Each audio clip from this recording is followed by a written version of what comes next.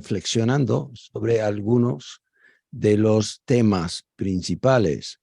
Y esos temas luego, pues los podemos, con la dirección de Samuel y de Guillermo, aplicar esos temas a nuestra realidad. Muy bien, y voy a usar unos gráficos más que todo, así que no van a tener que aguantar mucho mirándome a mí. Si me permiten, voy a iniciar aquí, a ver si pueden ver la pantalla mía. Si hay algún problema, pues ya me lo dirán. Sí se puede ver bien, Jonathan. Se ve ahora, ¿no? Pues Sí, voy ahí sí. a ver si ponemos ya la pantalla completa. ¿Sí? Se ve. Ahí sí, perfecto. Muy bien. Pues primero, como digo, vamos a empezar con un poco de instrucción. Sabemos que hay una diferencia entre la instrucción y la educación, porque la instrucción lo que hace es crear una estructura, unos marcos en el interior, instrucción. Y luego la educación lo que hace es sacar fuera lo que ya está dentro. Entonces, primero quiero darles simplemente unos datos históricos, que es la instrucción, la estructura, el marco, y luego podremos comenzar a sacar desde nosotros mismos nuestras reflexiones sobre estos temas. Comencemos entonces simplemente con fechas. La reforma, y habrá pocas, así que, y esto va rápido. 1517 es cuando Lutero, en el castillo o la iglesia del castillo de Wittenberg, donde está su universidad, pues él pone clava las 95 tesis, que es simplemente, no es una declaración teológica, es simplemente, él está llamando a los teólogos a un diálogo sobre los límites del poder del Papa. Y más nada, pero de allí pues nace toda una serie de diálogos, debates, discusiones, luego libros y al final pues causa una revolución teológica, social y cultural. Primeramente en Europa, pero ahora pues ha llegado a todo el mundo. 1517 es el inicio. Luego la fecha de 1521, que es cuando Lutero, ya excomulgado por el Papa ofendido porque Lutero cuestiona los límites de su poder, pues el Papa lo excomulga y él tiene que comparecer ante el emperador de los alemanes, porque Lutero es alemán. Entonces, el emperador es Carlos, el quinto del imperio, pero este mismo Carlos es también rey de España. Entonces, esta fecha 1521, no sé si a algunos les suena en la historia de América Latina, 1521, ese mismo año, unos 5 meses después de que Lutero compareciera en Worms ante Carlos, pues Hernán Cortés toma posesión de Tenochtitlán, la Ciudad de México. Ese mismo año, en nombre de ese mismo rey, Carlos, como rey de Castilla y de León. Entonces, esa es la situación.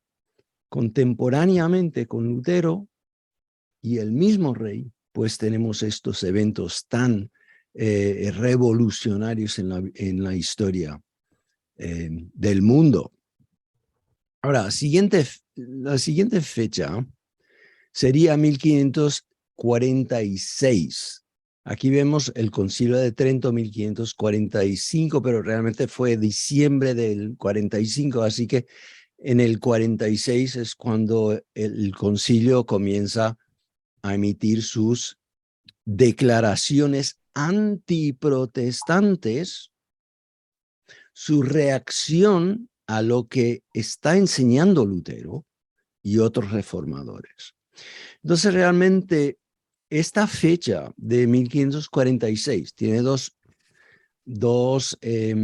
puntos importantes, eventos importantes. La muerte de Lutero en ese año y las primeras sesiones del Concilio de Trento. Y Trento es clave porque Trento lo que hace es fija la doctrina católica, sobre todo sobre la Biblia, que tiene que ser la Vulgata, la única autorizada para traducciones y para la enseñanza, y sobre la justificación por la fe. Y el Concilio de Trento niega lo que plantea o la teología de Lutero y de los otros reformadores. Entonces, realmente la separación entre la católica y la protestante o las corrientes protestantes comienza aquí en Trento en 1546 o diciembre del 45 y ya el 46. Antes había luchas, debates, discusiones, pero no había una división oficial. Y la decisión de dividirse fue tomada por la Iglesia Católica al rechazar a Lutero y a rechazar. Bueno, bien, sigamos entonces. La otra fecha, la última que voy a poner aquí, como el fin, digamos, de la reforma, perdón, en su primera etapa, es 1564. Es la muerte de Calvino. Cuando muere Lutero, ya viene la segunda generación. La segunda generación, entre otras personas, tenemos a Juan Calvino. Calvino en Ginebra. Calvino es francés, pero él establece su ministerio en Ginebra, que es una ciudad suiza, pero de habla francesa. Hace unos años estuve allí, también en Wittenberg, con unos pastores, un grupo muy majo, como se dice aquí, de pastores mexicanos. Y fue muy interesante. Y si algunos de ustedes llegan algún día a poder visitar estos lugares, pues se lo recomiendo. Porque realmente es estar en el lugar, uno llega a tener una comprensión más profunda y más real de lo que fueron estos eventos acerca de los que leemos en los libros. Entonces el principio sería 1517, final 1564 con la muerte de Calvino. En cuanto al espacio, sí, porque los límites en el tiempo son los que he compartido, y en cuanto al espacio,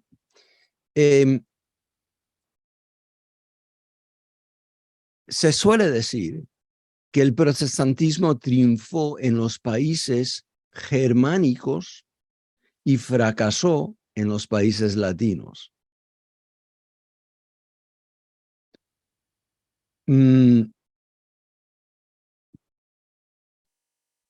Pero hacia mediados del siglo XVI, la geografía religiosa europea no se parecía mucho al concepto que hoy manejamos. Entonces había un movimiento evangélico en España Y de hecho este movimiento tuvo sus orígenes en pequeños grupos espirituales denominados alumbrados que buscaban la esencia de la fe cristiana en la lectura y el estudio de la Biblia y la oración interior, un rechazo de los ritos de la iglesia, todo lo que era religión externa, y estos surgieron en la península ibérica unos años antes de que entraran las obras de Lutero por primera vez. Así que es un movimiento autóctono y tiene mucho en común con el movimiento de Lutero, y muchos de ellos se unieron, obviamente, al protestantismo. También en Polonia tenemos este reformador, Laski, que es polaco. Hoy conocemos o pensamos que Polonia es un país católico, pero entonces era más protestante que católico. Francia también, pues no voy a alargarme mucho con esto, pero Francia, todo el sur de Francia era protestante. Entonces, lo que hoy en día pensamos, bueno, el norte protestante, el sur católico, Mediterráneo católico, países anglosajones y germánicos protestantes, pero el panorama en el siglo XVI era otro. Pues bien, voy a seguir porque realmente lo que queremos ahora es entrar en lo que es en su esencia la reforma. Una definición de la reforma en su esencia. Y la pregunta clave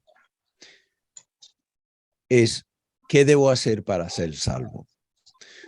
La población entera de Europa tenía esa pregunta en mente. No era una sociedad secular. Entonces, los individuos están preocupados por su propia salvación. ¿Qué debo hacer para ser salvo? Hay tres respuestas.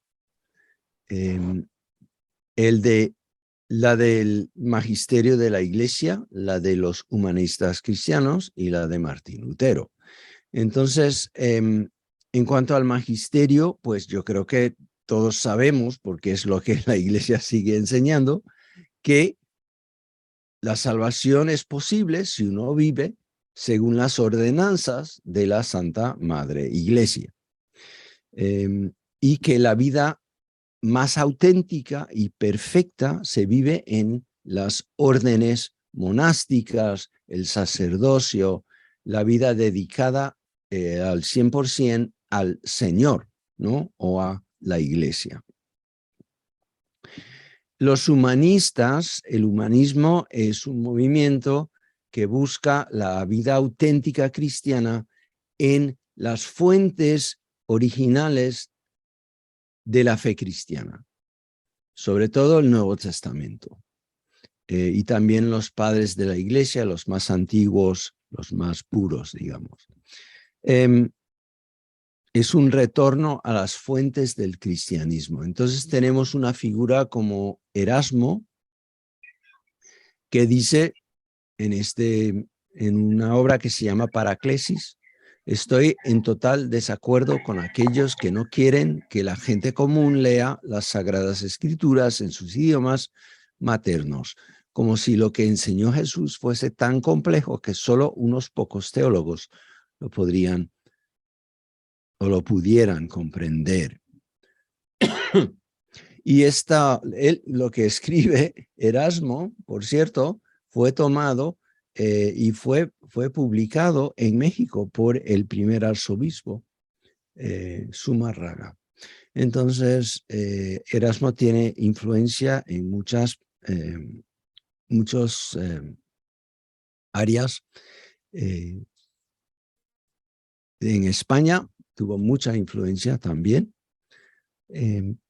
Y esa es pero la idea de los humanistas en cuanto a qué debo hacer para ser salvo, la idea es seguir lo que llaman la filosofía de Cristo. O sea, leer el Nuevo Testamento e intentar vivir lo mejor que se pueda según el ejemplo y el modelo de Jesús. Y finalmente tenemos, este es el Nuevo Testamento publicado por Erasmo en griego y en latín, que es es la fuente de las traducciones que tenemos, incluso la Reina Valera. Pero la tercera, voy a saltar un poco, la tercera comprensión o respuesta a la pregunta ¿qué debo hacer para ser salvo? Viene de Martín Lutero. Y Lutero tiene mucho en común con Erasmo en cuanto al uso de la Biblia, la lectura, la traducción de la Biblia a los idiomas del pueblo, pero su respuesta va mucho más allá de lo que enseña Erasmo. Y él dice que la justicia de Dios es aquella por la cual Dios nos justifica en su gracia y pura misericordia. Que la justificación no viene mediante una colaboración entre el creyente que cumple las ordenanzas de la iglesia y Dios que luego le da gracia para que pueda alcanzar el cielo. Sino que la salvación viene totalmente mediante los méritos de Cristo dados al creyente por Dios. Entonces, resumiendo, Lutero, tenemos estas estos conocidos puntos que se llaman las solas. Sola gracia, sola fe, sola escritura. Y la salvación es obra de Dios en su totalidad. Es solo por gracia. Y yo quiero que reflexionemos, que ya comencemos a reflexionar sobre lo que significan realmente en el fondo de estas ideas, qué significan para nosotros. Que la salvación es obra de Dios en su totalidad. Porque lo que Lutero quiere salvaguardar es la gloria de Dios. Y Dios, si yo colaboro en mi salvación, estoy restándole a Dios gloria. Si Dios lo hace todo, entonces Dios recibe toda la gloria. Y ese es el significado de sola gratia, sola la gracia en la salvación. Es todo gratuito. No tenemos que hacer nada. Y me pregunto, ¿lo creemos o no? Luego, sola fide, o sea, solo por la fe. La salvación viene solamente por la fe. La fe, la confianza en Dios descansa en las promesas. Acepta que solo Dios es el autor de la salvación. O sea, confiamos totalmente en Dios y la palabra de Dios. Y todo lo que Dios nos dice.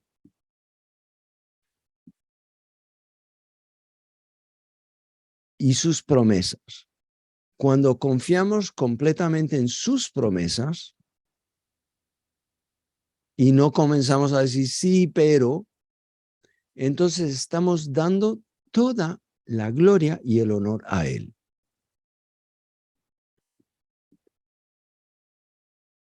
luego también solo Cristo, porque la salvación es solamente por medio de Cristo. ¿Pero qué quiere decir eso? Cristo es Dios. Y por eso la salvación tiene que ser solamente por Cristo. No por Cristo más lo que hago yo. No por Cristo más algún santo que me ayuda. Porque ni yo ni los santos somos Dios. Entonces, si yo hago algo, si el santo hace algo, estamos restando y quitando la gloria que Dios se merece. Dios se merece toda la gloria. Entonces, la salvación es solo por Cristo, porque Cristo es Dios. Y Dios es el autor de la salvación. Y la sola escritura, solamente por las escrituras. ¿Por qué? Porque las escrituras, y solo las escrituras, vienen de la boca de Dios. Cuando confiamos en las escrituras, estamos dando honor y gloria solo a Dios. Cuando comenzamos a buscar en otras autoridades, sea el Papa, la jerarquía, el pastor, entonces estamos quitando, estamos restando gloria. La gloria que Dios y solo Dios se merece. Entonces, eso es lo que enseña Lutero. Y realmente es lo que ataca la raíz de todo el sistema de salvación, de la jerarquía y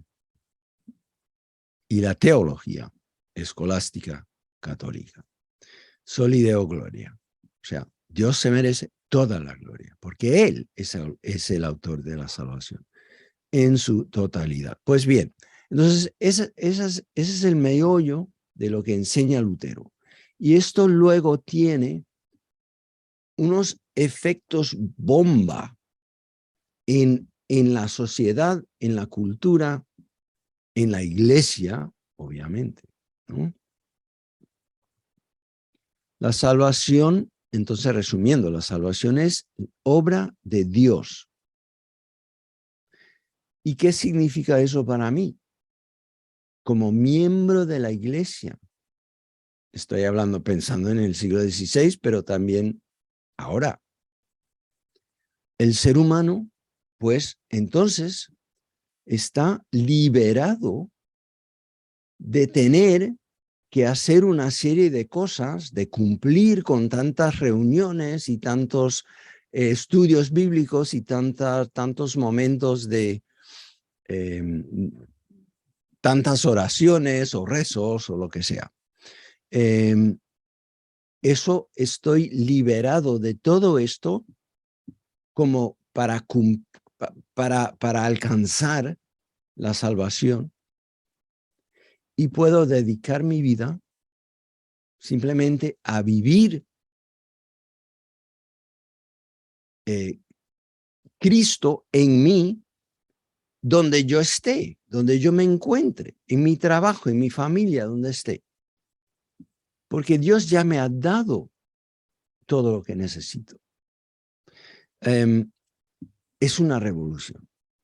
Es una revolución completa y total.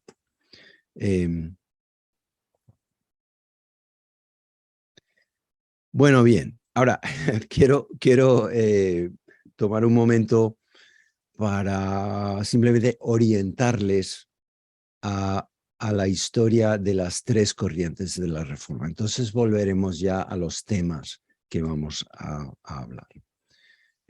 Pero hay tres corrientes y eso sí, que si no incluyo esto, alguien va a decir, pero sí, pero ¿qué de los anabatistas y los reformados y los calvinistas y tal? Entonces, muy brevemente,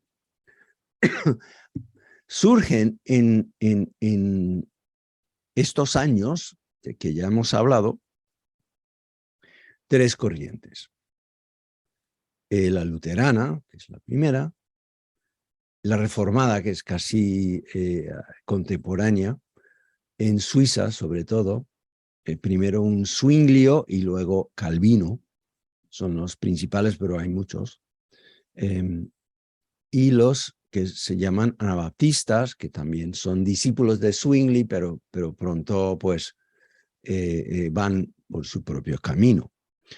Ahora, sin entrar mucho en todo lo que esto significa, vamos a mirar dos áreas de desacuerdos para que veamos un poquito de qué va cada uno de estas corrientes. El primer desacuerdo es la cena del Señor. Lo que realmente está dado por Cristo para unirnos, para que todos podamos estar unidos en torno a una mesa y un pan y una copa, pues es lo que está causando divisiones y discusiones y debates hasta el día de hoy. Es triste, la verdad, pero es irónico, ¿no? Entonces, los luteranos, la cena del Señor es el cuerpo y la sangre de Cristo. Cristo dice, este es mi cuerpo, entonces es mi cuerpo. No son católicos porque no tienen la doctrina de la transubstanciación, pero siguen insistiendo que este es mi cuerpo, es una frase literal. Es mi cuerpo. Los reformados dicen, pues sí, Cristo está presente en el pan, en los elementos, pero físicamente está en el cielo. Si está en el cielo, no puede estar en el pan físicamente. Y Lutero dice, eso es escolasticismo, eso es lógica. A mí no me importa la lógica. Esto es Dios, Dios puede hacer lo que quiere. Entonces ese es el debate, ¿no? Ambos grupos creen que Cristo está presente. Pero los luteranos dicen, este es mi cuerpo, literalmente. Los reformados hacen una distinción lógica y dicen, bueno, el cuerpo está en el cielo, pero él está espiritualmente presente. Los anabaptistas, por su parte, dicen, no, no hay ninguna presencia real, ni espiritual, ni real, ni nada. Es simplemente un memorial en el que yo tomo en memoria de lo que él hizo.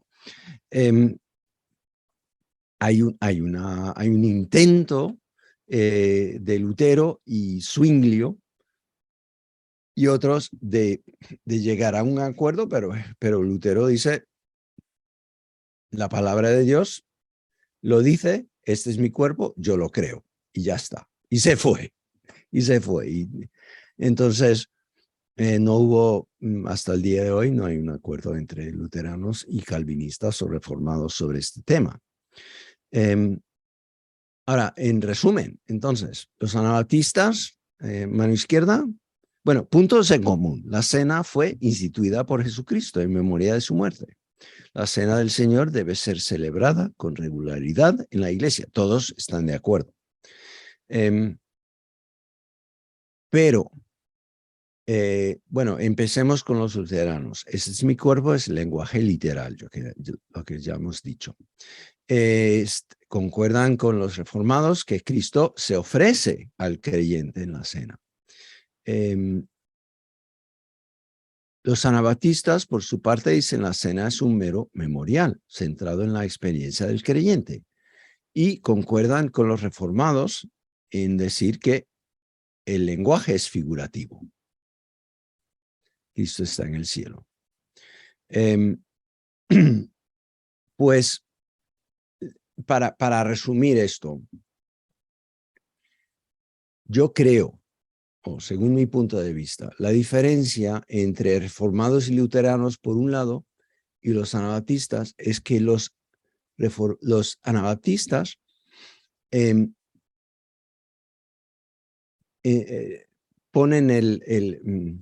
se centran en el que recibe la cena, que soy yo, el creyente. O sea, el énfasis está en los que reciben.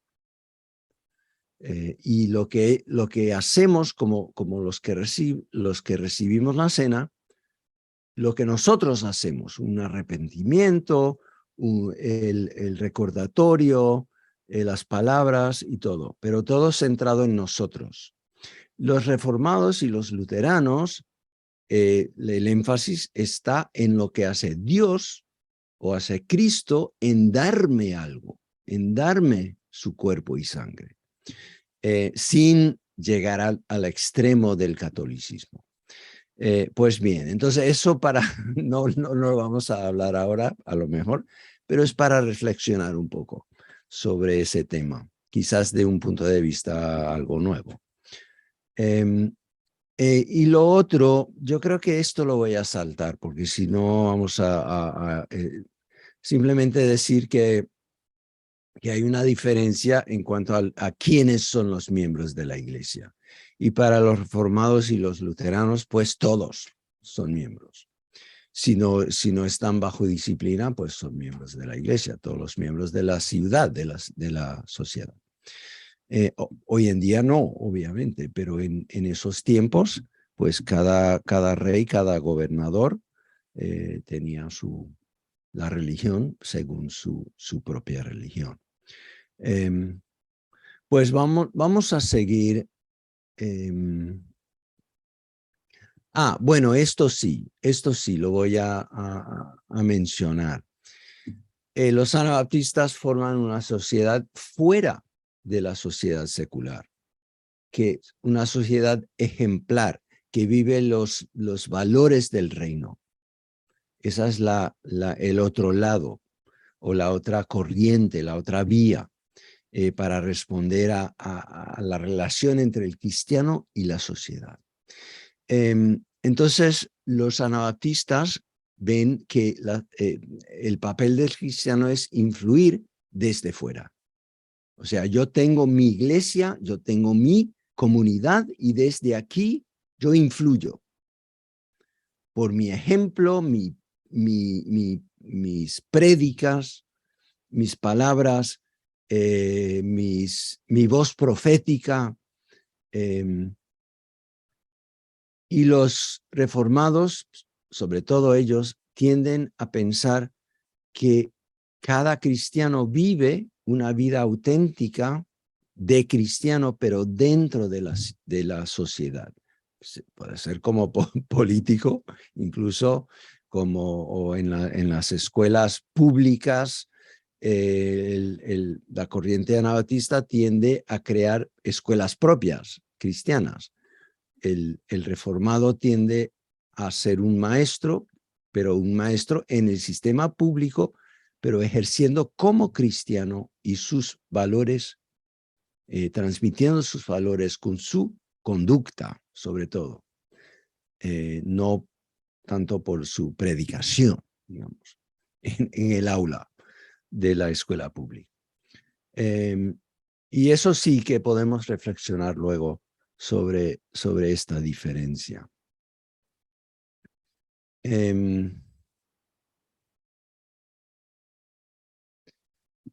La herencia de la reforma. Un momento, bueno, voy a tomar aquí. ¿Qué tal vamos? ¿Cómo vamos? Respóndame alguien. Porque estoy aquí solo hablando y no sé si me están escuchando, si están captando lo que estoy compartiendo. Todo bien, Buenas Jonathan. noches. Jonathan, le quedan 10 minutos. 10 minutos. Vamos entonces a la herencia de la reforma. Y esto se puede ir ya rápido porque sí. Entonces, 5 áreas de la vida. El centro de la celebración comunal cristiana es la exposición de la palabra, no la misa. 1. Toma nota. 2. Todos los creyentes tienen igual acceso directo a Dios por medio de Jesucristo, la oración y la palabra. Segundo punto, revolucionario. Tercero, la santidad no es para los pocos religiosos, sino para todos sin distinción. Siguiente. La mejor escuela de fe, de la fe, es el hogar y el matrimonio, no el monasterio. Quinto, todas las vocaciones honestas son igualmente sagradas. El creyente adora a Dios en todas las actividades, no solamente en el culto y las devociones. ¿Bien? ¿Sí? Muy bien. Entonces, el impacto social, digamos, en grandes áreas. Al derribar el sistema sacramental y sacerdotal de la Iglesia, los reformadores dieron una herida mortal a los viejos sistemas eclesiásticos, nutridos por los diezmos y las ofrendas de los filigreses. Y esto lo vemos, el impacto en nuestras sociedades, digamos, democráticas, donde hay separación de Iglesia y Estado, etc. Segundo, al cuestionar los sistemas de poder jerárquicos, alentaban movimientos nacionales de independencia.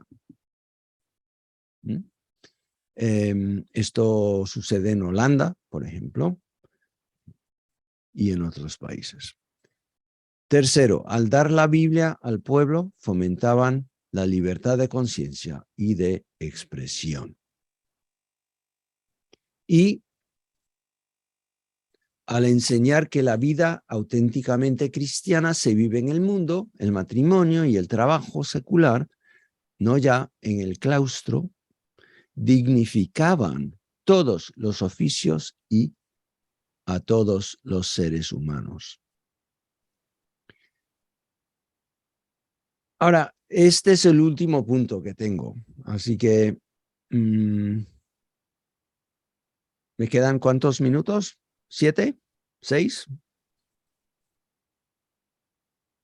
Bueno, quiero mencionar 3 cosas específicamente de los reformadores españoles.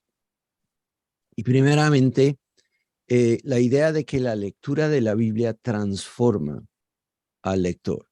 No es que esto sean puntos únicamente de los españoles, pero ellos son típicos de ellos más que de otros. La lectura de la Biblia transforma. Bueno, esto ya tiene mucha miga, como decimos, pero este traductor de la Biblia enseña, vamos simplemente, si lo ven todos en la pantalla, hacia abajo, las últimas 4 líneas, él introduce el Nuevo Testamento en español con estas líneas, diciendo, en mi testamento contempla en el suelo, leyendo y obrando mi justo mandado.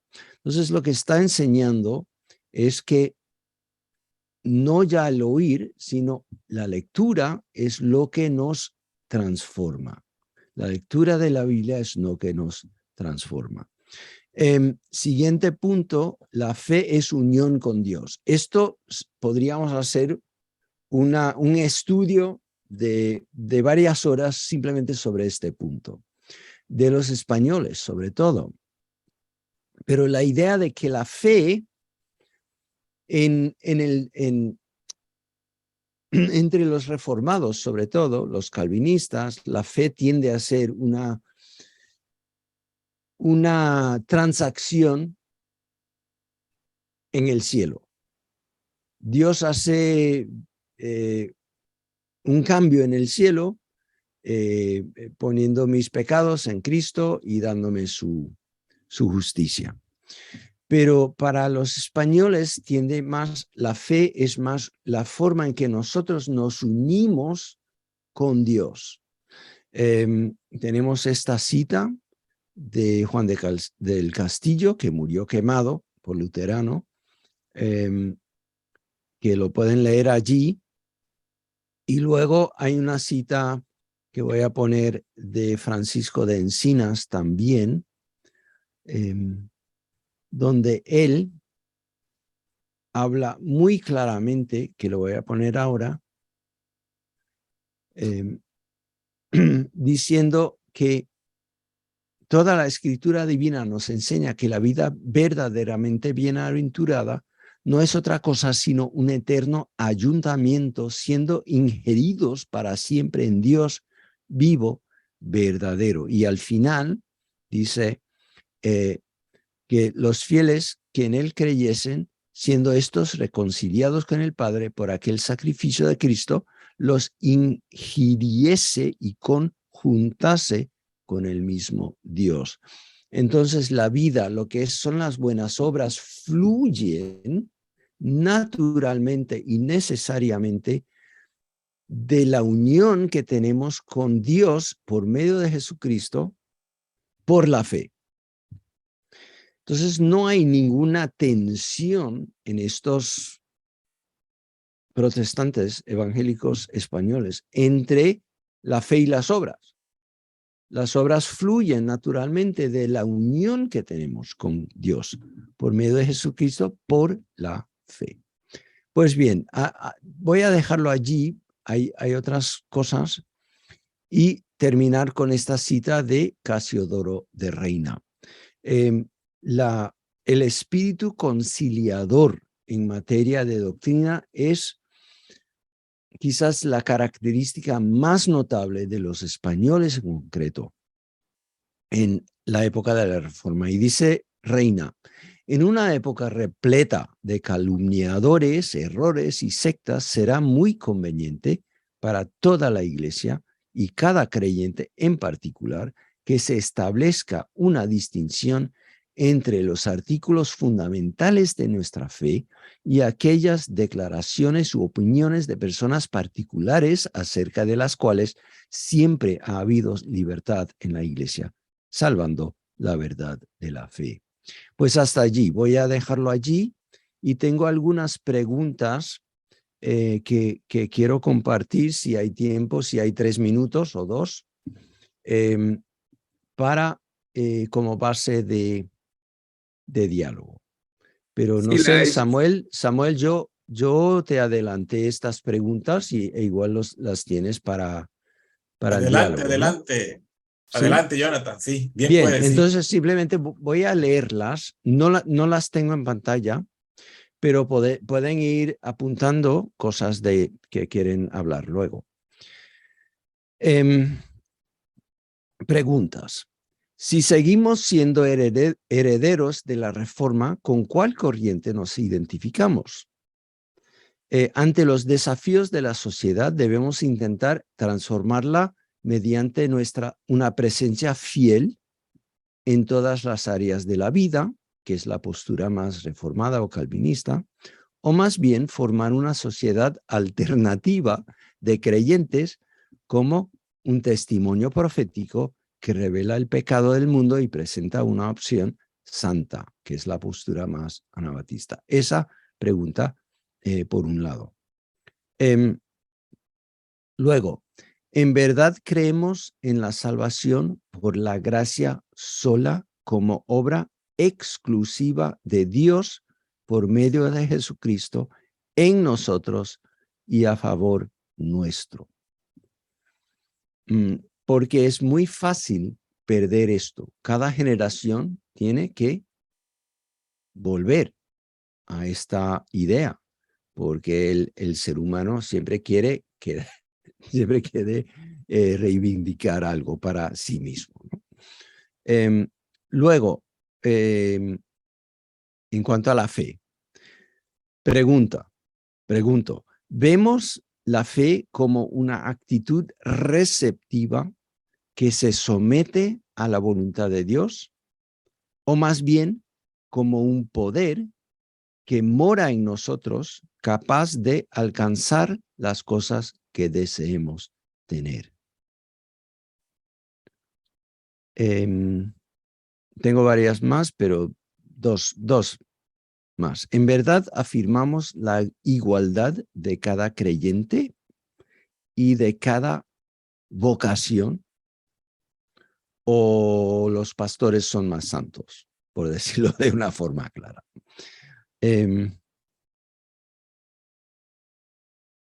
¿Valoramos la exposición de la palabra? Última pregunta. ¿Valoramos la exposición de la palabra en nuestras reuniones o apreciamos más la experiencia y la emoción? Pues hasta allí. Hay otras que Samuel las tiene y Guillermo, pero bueno, yo creo que eso es un comienzo. Un buen comienzo. En verdad agradecemos a Jonathan Nelson por esa excelente y magistral exposición, tratando de resumir 505 años en 40 minutos. Bien, y las preguntas realmente me quedo en la llave.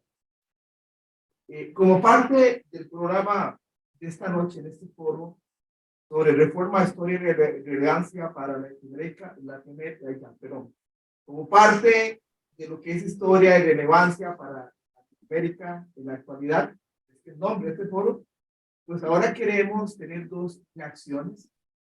Y en este caso, primero Samuel Marcano. Nos vamos desde España, y ya son las 2 de la mañana, hasta Brasil, Porto Alegre, donde tenemos a Samuel Marcano, vicerrector académico de Prometa, licenciado en Teología, máster en Teología Contemporánea, que nos va a reaccionar a esta ponencia y tiene 15 minutos. Gracias, Alexander. Y bueno, gracias, Jonathan, por tu excelente resumen. De verdad, bastante apretado, pero muy claro y fácil de seguir y de comprender. Siempre la historia es algo pesada, pero Jonathan la hace mucho más atractiva y dinámica. Así que disfrutamos mucho este tiempo. Yo en cuanto a reacción de esta ponencia, solamente quizás voy a resaltar un solo punto, y es ese hecho de sola escritura. A mí me parece que Latinoamérica, gracias a la Reforma, conoció otra perspectiva del cristianismo, diferente al que había conocido por poco más de 400 años con la Iglesia Católica. Ese cristianismo católico, bueno, lamentablemente, pues se identificó inicialmente con la colonización y la explotación, y una idea de Cristo y de la fe muy distinta a la que la Reforma trajo. Y cuando los movimientos de misiones empezaron, quizás a finales del siglo XIX y ya en el siglo XX, una de las cosas que más me llama la atención es cómo los misioneros protestantes que venían con esa intención deliberada de fundar iglesias, ellos desarrollaron mucho el concepto de formar al creyente y que la Biblia tomara el lugar principal en la vida de los creyentes. Fíjense que pues empezaron a fundar instituciones teológicas. Por ejemplo, en Venezuela, que en la región de donde yo soy, en Oriente, el evangelio llegó en 1917, y ya para la década, a finales de los 20 y principios de los 30, ya se estaba empezando a desarrollar las instituciones o el Instituto Bíblico, que todavía está en pie, Instituto Bíblico de las Delicias, y así más o menos fue en todo el país. Hubo países como Brasil, por ejemplo, que empezaron mucho antes. Ese enfoque en la escritura, ese enfoque en formar al creyente en la palabra, formar a los obreros nacionales, que lo llamaban así, a los obreros nacionales para que tomaran la batuta después que los misioneros ya no estuviesen, pero que estuviesen preparados en el manejo de la palabra. Así que yo quiero reivindicar ese punto como un punto importantísimo que nos llega de la Reforma y que tenemos una gran deuda, creo yo, porque todavía me parece que a la iglesia latinoamericana nos falta mucho ese concepto de tener a la Biblia en el centro. Hay muchos grupos que nos llamamos protestantes, que a veces seguimos más bien las tradiciones de los hombres o los preceptos de los pastores, de las organizaciones. Parece que el estatuto de la iglesia a la hora de tomar una decisión pesara más que la misma escritura, y realmente necesitamos volver a la Biblia. Necesitamos hacer eso que pasó en la Reforma, de identificar la Biblia como verdadera regla de fe y conducta, no solamente para el creyente, sino para la iglesia y para las instituciones derivadas de la iglesia. Gracias al Señor tuvimos la oportunidad de conocer nuestra famosa Biblia Reina Valera.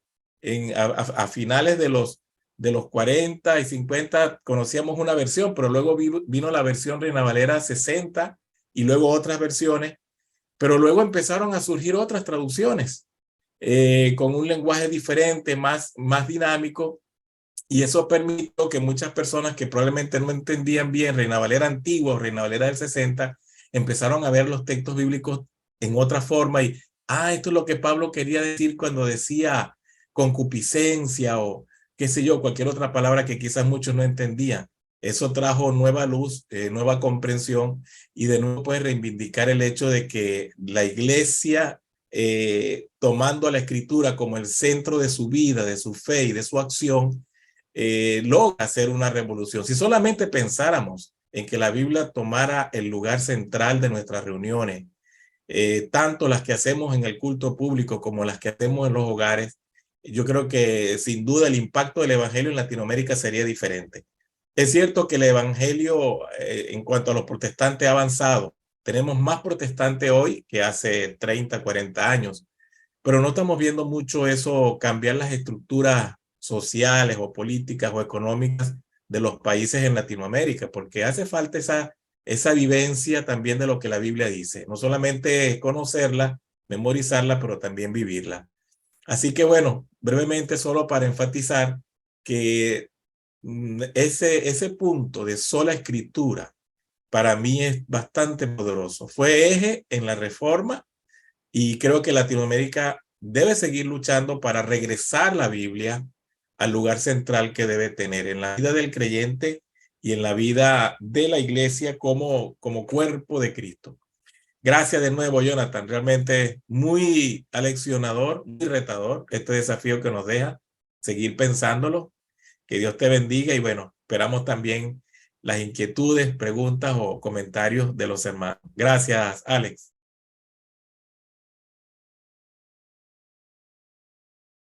Tienes el micrófono apagado, Alex. Ok, ya algo me lo van a encender. Ya está, ya está. Muchas gracias, Samuel, por su reacción. Breve, concisa, pero maciza. Ahí se están viendo. Sí, muy bien. Gracias porque has expuesto algo también sumamente importante en cuanto a este camino de la reforma, desmenuzar lo que representa y debería representar la reforma para nuestro tiempo. Voy a pedir entonces ahora a Guillermo Llanos, el profesor también de Prometa, sociólogo, teólogo de Prometa, que también pueda pasar aquí adelante porque da su reacción a la pregunta.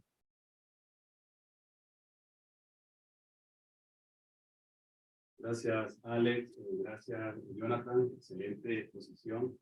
Y ahí estaba tomando algunas notas de lo que estaba exponiendo y me surgió una pregunta, ¿no? La pregunta es si reforma, ¿qué hubiese pasado en América Latina? ¿Qué hubiese pasado sin reforma? Una de las cosas que hubiese pasado, no tendríamos escritura. Una de las cosas que hubiese pasado es que no tendríamos la salvación por la fe. Otra de las cosas que hubiese pasado es que tal vez no tuviéramos sistema capitalista. Una de las cosas que hubiese pasado, y hablando en términos políticos, en términos económicos, porque la reforma protestante tuvo sus consecuencias, no solamente en el ámbito teológico, sino en el ámbito económico, en el ámbito político, y viéndolo en el ámbito teológico, la influencia que tuvo, ya nos lo dijo Jonathan, yo pensaba en América Latina y pensaba lo siguiente, que también nosotros tenemos una especie de protestantismo católico. Es decir, aunque nosotros fuimos influenciados por la reforma protestante, digamos que la reforma protestante influyó primero en Europa, pero cuando estaba teniendo, digamos, su apogeo en Europa, América Latina era católica. Y realmente la influencia de la reforma protestante en América Latina demoró aproximadamente 300 años. Ya cuando América Latina logra su independencia, más o menos en el siglo XIX, es cuando comienza a aparecer vestigio del protestantismo en América Latina. Entonces, estamos hablando de que aproximadamente el protestantismo llegó a América Latina 300 años después de que llegó, de que se realizó en Europa. Durante todo ese tiempo, estos 300 años, América Latina estaba bajo el dominio católico. Entonces, digamos que de alguna manera la reforma protestante en América Latina, aunque tuvo su influencia, estuvo matizada por el catolicismo en el cual estaba inmerso América Latina. Entonces, por eso que yo digo, nuestra reforma protestante en América Latina es como una reforma protestante católica. ¿Okay? Y fíjense por qué lo digo también.